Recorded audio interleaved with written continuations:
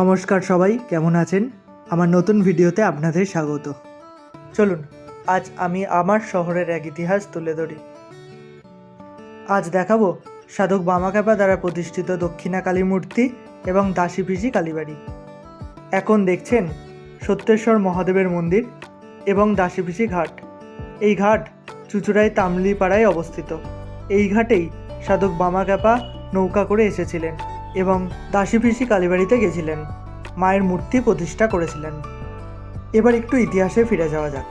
বাংলার প্রায় 1299 সাল চুঁচুড়া তামলিপাড়ার এক পিসি, নাম সত্যময়ী দেবী, অর্থাৎ যাকে দাসীপিসি বলছি তার আসল নাম সত্যময়ী দেবী, কিন্তু তিনি দাসীপিসি নামেই পরিচিত।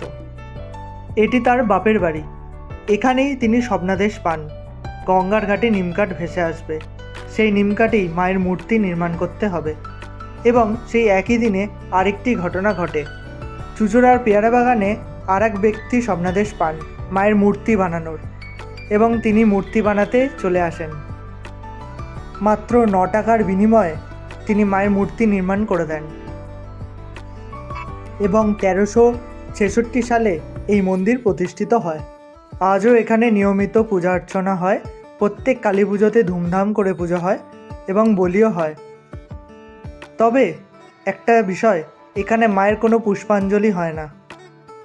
বামাখ্যাপা প্রতিষ্ঠা করার পর এখানে স্বয়ং রানী রাসমণিও এসেছেন, তিনিও মাকে পূজা অর্চনা করে গেছেন। শ্রী সুনীল কুমার বন্দ্যোপাধ্যায়ের লেখা তারাপীঠ ভৈরবে বামদেব সঙ্গে কিছু কাহিনী উল্লেখ রয়েছে, আপনারা চাইলে পড়ে নিতে পারেন। আর আমি ইতিহাস শুনবো বলে এখানকারই এক উত্তরাধিকারীর কাছ থেকে গল্প শুনতে বসে যাই, যার স্বামী এখানকারই উত্তরাধিকার ছিলেন। চলুন আমার সাথেও আপনারা ইতিহাসটা শুনুন।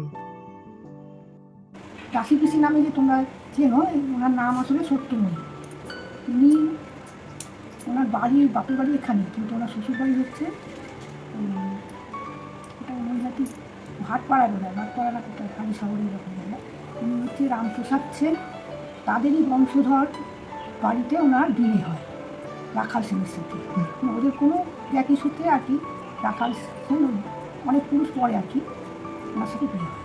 এবার উনি ছোটো থেকেই একটু এইসব লাইনেই ছিলেন, যার জন্য ওনার শ্বশুরবাড়িতে যে শিলামূর্তি ছিল সেটা উনি নিজেই পুজো করতেন। কিন্তু কোনো কারণে ওনাদের সাংসারিক কারণে ওনাকে সেটা করতে দেওয়া হয় না। এবার সেই জন্য উনি মনের দুঃখে আর কি, যাই হোক, উনি আমার স্বামীকে একদিন বললেন যে আমি যখন পুজোই করতে পারি না, চলো আমরা তীর্থে চলে যাই। বলে ঠিক আছে। যেই দিন ওনারা তীর্থে যাবে মনে করলে, সেদিনকে রাত্রিরে ওনাকে স্বপ্ন দিলে যে তোরা কাশিতে যাস না, ওরা কাশি যাওয়া বলে ওরা তারাপীঠে যায়। উনি সঙ্গে সঙ্গে ওনার স্বামীকে সকালবেলা বলতে, স্বামী বলে ঠিক আছে।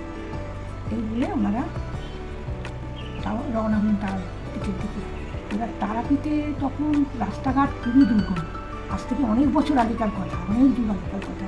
তখন সেই রাস্তাতে শুধু মরার হাট, দুধারে একটা সরু রাস্তা গেছে। অনেক দূরে উনি শুনতে পাচ্ছেন জয় তারা জয় তারা, মানে বামাখ্যাপা নিজেই ওই আওয়াজটা শিমুলতলা, মানে উনি যেখানে বসে পঞ্চমন্দির আসন যেখানে বসে ইয়ে করতেন সেইখানে থেকে আওয়াজটা আসছে। এবার যাওয়ার সঙ্গে সঙ্গে ওনার কাছে অনেকে অনেক ফুল আশীর্বাদ নিতে যেত। ওরা নমস্কার করতেই তখন ওদের হাতে ফুল আশীর্বাদ দেয়। তখন উনি সত্যময় বলে ওঠে যে বাবা, আমি কিন্তু এসব কিছু নিতে আসিনি, আপনি তো অন্তর্যামী, আমি কেন এসেছি আপনি সেটা জানেন, আমি আপনার কাছ থেকে দীক্ষা নেব। যদি দীক্ষা নেন তাহলে চলে আয় আমার সাথে বলে ওনাকে নিয়ে গেলেন। ওই পুকুরে ডুব দিয়ে চান করে এসে ওনাদের দুজনকে উনি দীক্ষা দেয়। দীক্ষা দেওয়ার পরে উনি বলেছিলেন যে 3 রাত্রির বেশি কোনো জাতির বাড়িতে কি কাটাবে না। উনি কিন্তু দীক্ষা নিয়ে আবার সেই শ্বশুরবাড়িতে এসে উঠেছেন, আবার সেই একই জিনিস হচ্ছে। সেই ওনাদের সঙ্গে সেই কলহ, আবার তারাপীঠে যায়। তারাপীঠে গিয়ে দেখছে ওনার স্বামীকে এমন করে দিয়েছে, অসুস্থ হয়ে পড়েছে। তখন উনি বলে, তোকে তো আমি বলেছিলাম যে তুই 3 রাত্রির বেশি কাটাবি না, তখন ওরা তো তোর স্বামীকে মেরে ফেলার মতন ইয়ে করেছে। বলে বাবা তাহলে আমি কোথায় যাবো? তখন কেন, হুগলিতে তোর বাপের ভিটে আছে, সেখানে যা। সেই উনি আমাদের, এটা হচ্ছে ওনার বাবার বাড়ি। আচ্ছা, উনি ওনার বাবার একমাত্র মেয়ে, ওনার বাবার একজন ছিলেন ছিল। সেই উনি বাড়িতে আসে, এখানে এসে তারপরে ওনাকে আবার স্বপ্নাদেশ দেওয়া হয় যে এই আমার মূর্তি ইয়ে করে না, প্রথম একদিন স্বপ্ন দেখছে উনি ঘুমিয়ে ঘুমিয়ে যে এই যে জ্বালাটা দেখছে ওই জ্বালাটা পুরো একবার আলো জ্যোতি, তখন উনি ওই ঘরটায় শুতে, ওই কোণে ঘরটায়। তখন ওর স্বামী বলছে যে হ্যাঁ তুমি স্বপ্ন দেখেছো, কোথাও ডাকা তো পড়েনি, কিছুই হয়নি, তুমি স্বপ্ন দেখেছো। উনি সেটা মানলেন না, মানে সত্যি তো এখানে কোনো ডাকা তো পড়েনি, মশালও জ্বলেনি, কিন্তু উনি সেই আলোর জ্যোতিটা তো উনি দেখতে পাচ্ছে। তখন উনি ওনার বিছানা সেরে এখানে আসেন, ওই জানলার কোণে একটা ত্রিশূল ইয়ে করা আছে, ওইখানে একটা লণ্ঠন ছিল, ওইখানেই উনি দেখতে পান। তারপর ওনাকে আদেশ দেয় যে বিরাট ত্রিশূল উঠে, ত্রিশূল আর সেই শিলামূর্তি উনি দেখতে পান। ওনাকে আদেশ দিলে যে তুমি ভোর না হতে কেউ আমার নতুন কাপড়ে করে তোমরা আমার এই মূর্তি জলে ভাসিয়ে দাও। জলে ভাসিয়ে তারপরে নিম কাঠ দিয়ে আমার এই মূর্তি তৈরি, আবার যে মূর্তি তৈরি করবে সেও পরের দিন সকালবেলা এসেছে, এসে ওনাকে বলছে যে এরকম আমাকে মা স্বপ্ন দিয়েছে আপনার বাড়িতে নিম কাঠ দিয়ে মায়ের মূর্তি করতে হবে। তখন মিলে গেল, তখন সেই মূর্তি তৈরি হলো, তৈরি হয়ে এই যে কাঠের মূর্তি।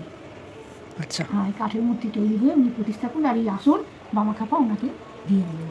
উনি সেই থেকে এই আসনে বসে জব করতেন। এই স্থানে আসতে হলে আপনাকে হাওড়া থেকে বর্ধমান লোকাল অথবা ব্যান্ডেল লোকাল ধরে হুগলি স্টেশনে নেমে তামলিপাড়ায় আসতে হবে।